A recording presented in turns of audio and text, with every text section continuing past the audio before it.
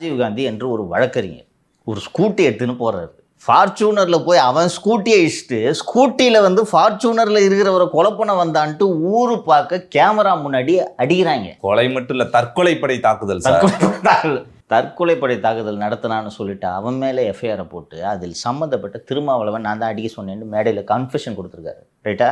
முறைச்சு பார்த்தா 2 தட்டு தட்டினேன், சரியா தட்டலைன்னு பேசுகிறார். இதை விட எவிடன்ஸ் வேணுமாடா? நடவடிக்கை எடுத்தீங்களா? ஊர் பார்த்த நிகழ்ச்சிமா, இதுக்கு ஒன்றும் எவிடன்ஸ் வேண்டியதில்லை. இத்தனைக்கும் ஒரு நீதிமன்றம் அதை எடுத்து யாரையா விசாரிச்சிருக்கீங்க நீங்கன்ட்டு கேள்வி கேட்டு அறிக்கை தாக்கல் செய்ய சொன்ன பிறகும் நீங்கள் அதை விசாரிக்கல. ஒரு பிச்சைக்கார பையன் 1 லட்ச ரூபாய் என்னை பிடிக்கிட்டான், ஒருத்தன் கம்ப்ளைண்ட் கொடுத்துருக்கான். இன்னொன்று இந்த அதுக்கு வர்றேன். இப்போ இன்னொன்று உயிர் நாடியில் அடிச்சிட்டோம் அப்படின்றாரு. அப்போ செத்து இருக்கணுமே அவன். ஒரு டைம் நான் அடிச்சேன்றாரு, அந்த ஒரு 5-10 நிமிஷத்துலேயே நான் அடிக்கலை அப்படின்றாரு. அவர் குற்றச்சாட்டுப்படியே உயிருக்கு ஆபத்தான நேரத்தில் நீங்கள் எந்த ஹாஸ்பிட்டலுக்கு போவீங்க சார்? பிரைவேட் ஹாஸ்பிட்டல் போவீங்களா, கவர்மெண்ட் ஹாஸ்பிட்டல் போவீங்களா?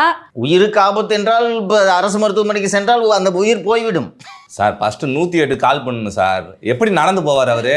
முதலமைச்சருக்கு ஹார்ட்டில் ஏதோ பிரச்சனை, பேஸ்மேக்கர் பொருத்துனாங்கன்னு நினைக்கிறேன். எங்கே சார் போனார்? அவருக்கு கீழே இயங்குற கவர்மெண்ட் ஹாஸ்பிட்டலுக்கு அவர் போனாரா? பிரைவேட் ஹாஸ்பிட்டலுக்கு தான் போனார். மாசு கொண்டு வரணும்னு தெரியும்.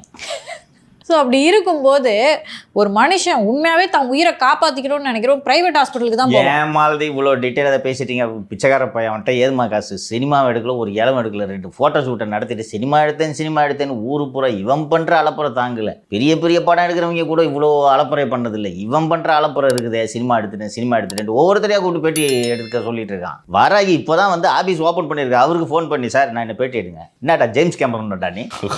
ஸ்டீவன் ஸ்பீல்பர்கடா நீ?